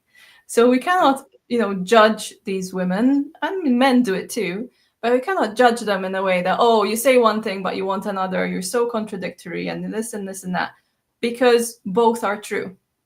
Right. Yeah, that hypervigilance is something they learned early on in life, and it's something their nervous system is going to be attracted to, because they know that terrain they can navigate. And because they're also intelligent people, they know that a nice guy will be good for them, that they're going to provide for them, they're going to, be love them and care for them the way that they need to, and that is also. So what you're saying, they look at them more so as that safe haven, that safe space, that security, more so for the men that they are. That's their safe place. That's what you're saying. So. I mean, we all look for safety in another. That's what we were talking about earlier, right? It seems more probable that the guy, I'm not going to call them nice guys. I'm going to call them regulated guys, right? Regulated guys, okay. Regulated guys or secure guys. They have a more, it's more probable that you're going to feel safe in the company of this guy. And by safe, I don't mean also physically safe. I mean emotionally safe, right? This guy is going to take care of your heart. They're not going to, cheat on you or whatever. They're not going to treat you bad, whatever that is. So there is a desire for that, right? What woman doesn't want to feel safe that way? So consciously, yes, we want that. But again, body has different ideas, because the body is used to wanting that hit of the chasing, the hypervigilance, the decoding, the managing, the chasing for breadcrumbs, the scanning. Like, it's all so compelling, especially for nervous systems that learned very early in life that that's what they had to do in order to receive love, right? So growing up, if that's what they had to do to get attention from their dad or their mom or whoever was taking care of them, then that's what their body knows how to get love. Got you. So I'm going to chase the man who's showing that inconsistency, right? I got you. Okay. So, here's a question for you. How can someone tell the difference between intuition and a triggered nervous system in dating or relationships? I love this question. So this is a very important question. I get this asked all the time. And this is where it becomes really practical, actually, because after painful or, you know, what it's a lot of people confuse the two. That's what I'm trying to say. Excuse me. So we confuse what is our intuition and what is actually a nervous system response. And I can understand why a triggered nervous system can feel incredibly convincing. And I would say that if you're triggered, pay attention to the voice in your head. So if the voice in your head sounds urgent or like it's pressuring you, so it will say things like, I need to act now. I need to say something. I need to figure this out immediately, right? It's very convincing. And a lot of people say, oh, that's my intuition call. It's, you know, it's my intuition saying that I should do something. I should say something right now. And it also comes with a lot of mental activity, right? If you find yourself overthinking, analyzing, trying to piece things together, that means you are scanning for threat. And you can also pay attention to your body. What does your body feel like? That will tell you if it's intuition or nervous system. If your body feels contracted, tight, no agitated, like there's no room to move, that's a nervous system response. Yeah. But intuition is very, very different. So intuition is a bit more subtle and a lot quieter than a nervous system response. It feels like a clean knowing. You know, have you ever had that moments where you just know, there's this inner knowing, and it's like, it's not urgent, but it's like, yeah, I get this steady inner sense that this is my truth. Right. So it's less dramatic. Again, there's no drama in intuition. It's less urgent, and it doesn't bully you into taking action. Right? Gotcha. So it's this clean knowing, a steadier inner sense. I like to compare it to nature, like a tree. You know, a tree is a tree. It's just there. It's doing its thing, and it just knows. And it sometimes could be quite underwhelming compared to a nervous system response, right? Right. And that's why most people miss it. But this is where, again, the work comes in, is working that muscle of curiosity and listening to your body, because intuition is more of a, it's quieter. So if all the noise is there of your activated nervous system, you're not going to hear your intuition. And I think one of the reasons this gets so confused is that if you're a person that has lived in a state of activation for a very long time, you've been in either fight or flight or freeze, or these are states of nervous system dysregulation, then intensity for you can start to feel like the truth. And your system is speaking so loudly that you are not able to hear the quieter voices underneath. Yeah? So the work then begins is starting to differentiate your voices inside your head. Gotcha. Okay. All right. So this is a good one. It says, why smart, self-aware women still repeat the same relational dynamics? Why do you think that is?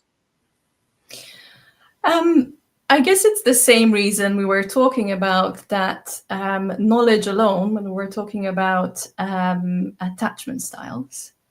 Knowledge alone doesn't really help us change anything. It just helps us understand things, but it really doesn't help us change our relational dynamics, right? So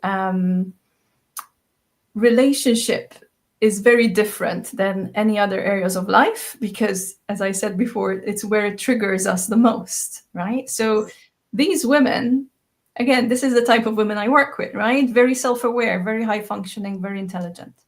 they can reflect, they can articulate, and they can understand themselves really deeply. And they're often very competent in everything else. They're competent in work, they run a family, you know, they have good friendships.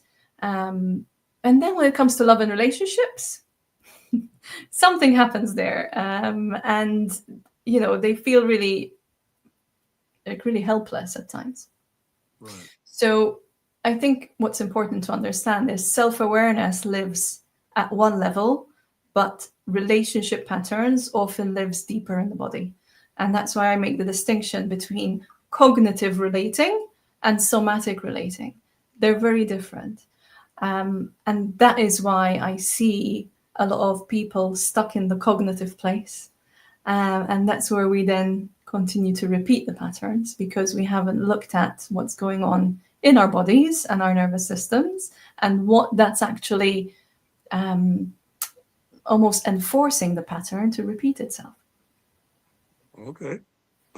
So what does a relational pattern actually look like in real life before someone has the language for it? Okay. I'll need to think of an example here. Okay. This is where it gets really very real, because patterns don't usually announce themselves in big, obvious ways. Most patterns actually begin with very small internal shifts. And if you don't know how to track the body, you're going to miss them. So in real life, this often looks like, let's see, you're talking to someone that you like. Say you've just started dating with someone. You're in the first month or so. And then something small changes. Okay, maybe you notice that their tone of voice or the way they speak to you has slightly changed. Maybe they take longer to reply to a message. Maybe they're less present with you when you're in their company.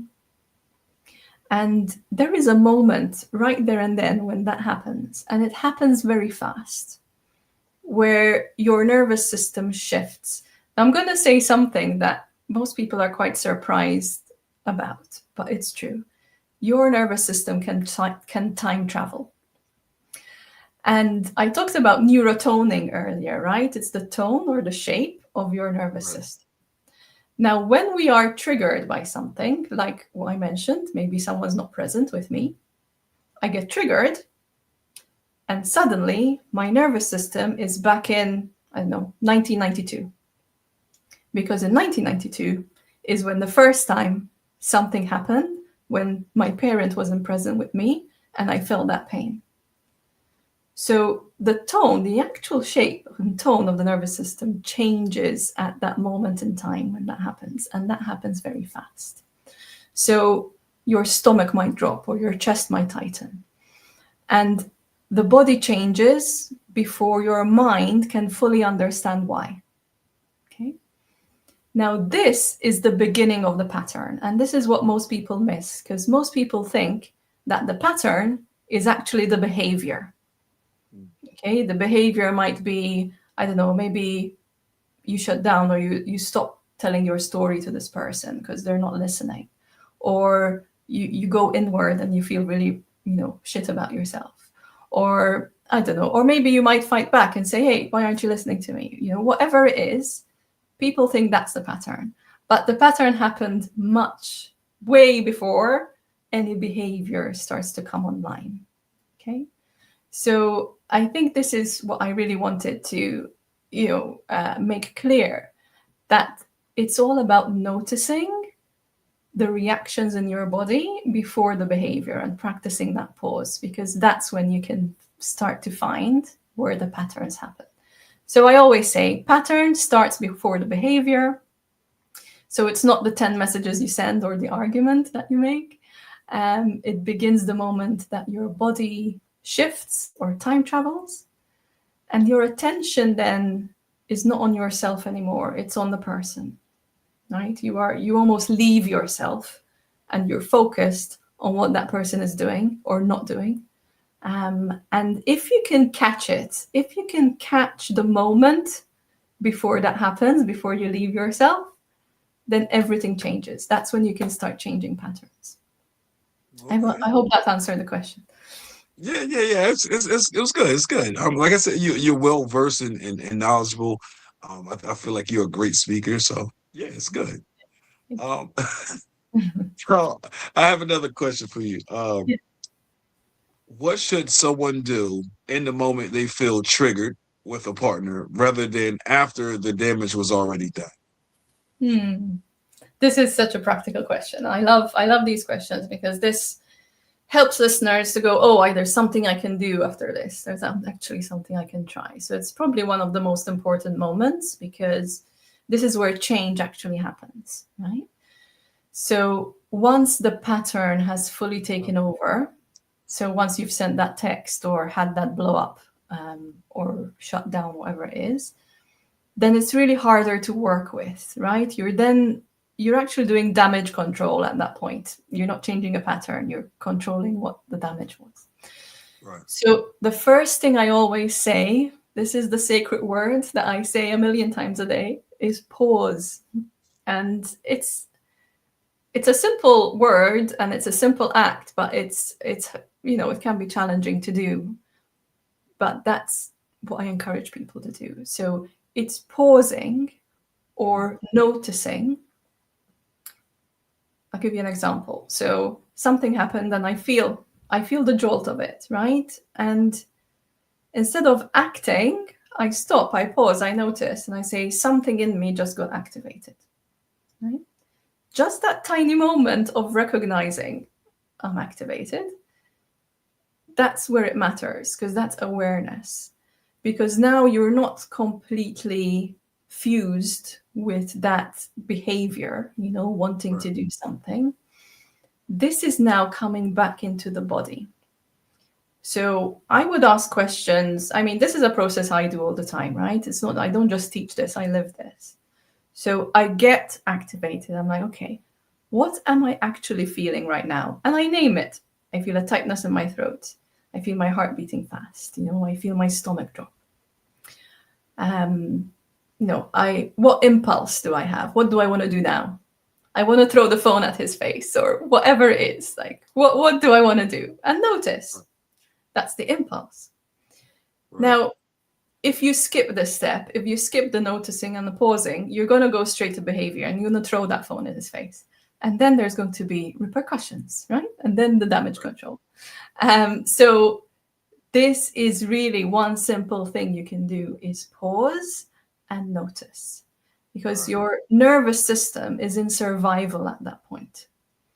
And when your nervous system is in survival, your body is fully preoccupied to restore safety and has absolutely no interest to restore intimacy. Right.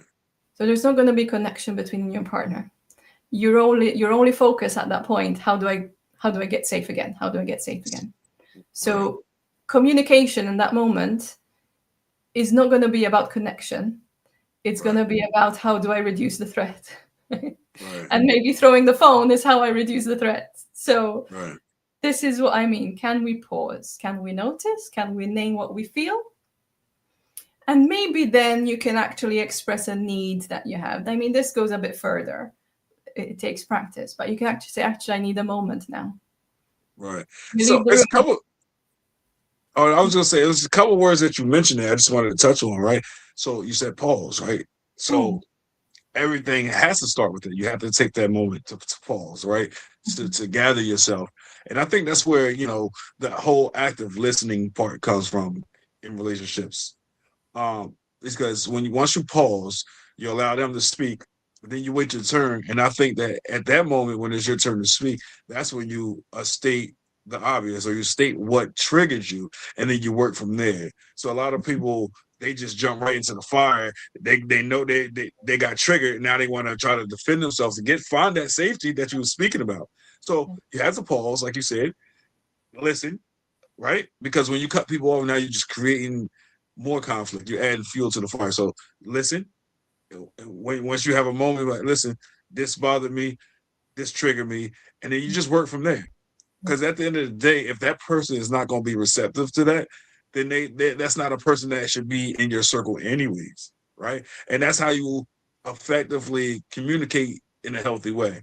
Is active listening, being able to pause, right? To ground yourself, and that's how it is. It's a ping pong thing, right? It's not a race. It's a marathon. Yeah. So that's what I wanted to add to that. Yeah, absolutely, absolutely. And again, this is so subtle, but so huge, so important, because the moment you pause is the moment the pattern starts to change. Mm-hmm. It's so important. Pause is magic. And it doesn't need to be anything, huge either. It's not like, oh, pause, I need to stop, it's just simply even a few seconds of taking a breath or putting the phone down or just, coming into yourself. It can be literally a few seconds.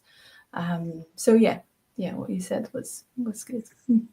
Right. So I do want to bring it to a close, but what I would like to do is, because there's a few points that I would like to still touch on, such as the hidden cost of being the strong one in a relationship. I think that'd be a good touching point. How hyper independence can quietly sabotage intimacy. While people stay in relationships that feel confusing or inconsistent. And I would also like to touch on how women can rebuild trust within themselves after a painful relationship. So, if you're up for it, I would like to have like a part two, a continuation at a later date. But it's been an honor and a privilege to have you on today. Well versed, and you're a good speaker. So anything else you want to say before we close out? Yeah, I think if there's one thing I'd want people to take from this is that there's nothing wrong with you for having these patterns. These patterns are very intelligent and they served you at one point, right? They helped you to stay connected, to stay safe, and to stay loved in the best way that your system knew how. So I encourage you that the work isn't to get rid of them or to judge them anyway, but it's to start meeting yourself inside those moments differently, like we did with the pause.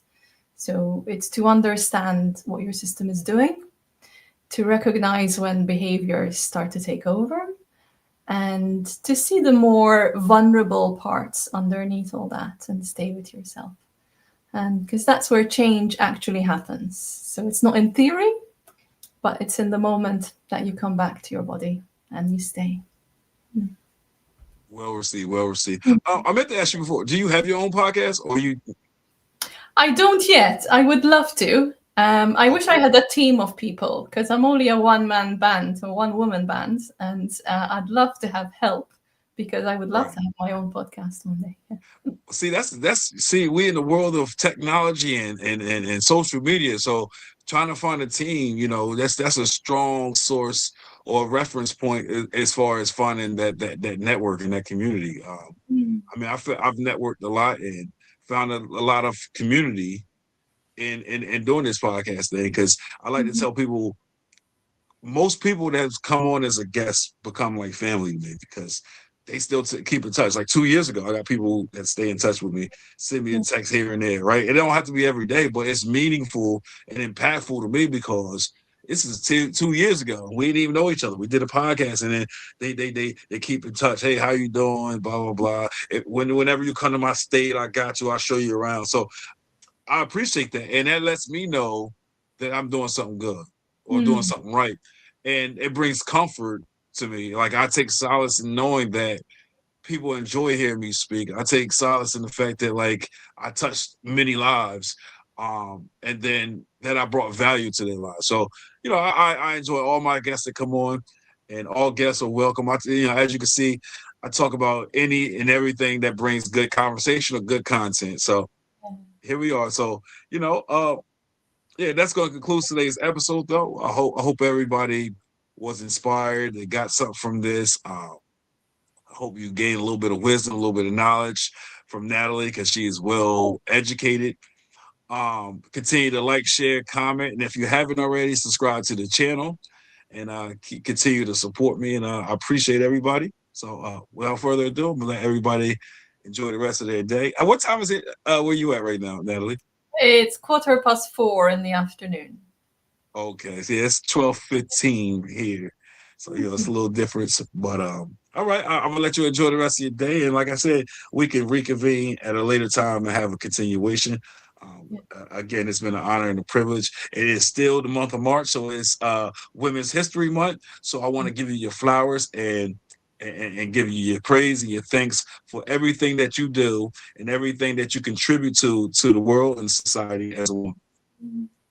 Thank you so much. Thank you, Desmond. And I will be back for sure. I appreciate it. All right. Take care. Enjoy the rest of your day. Thank you. You too.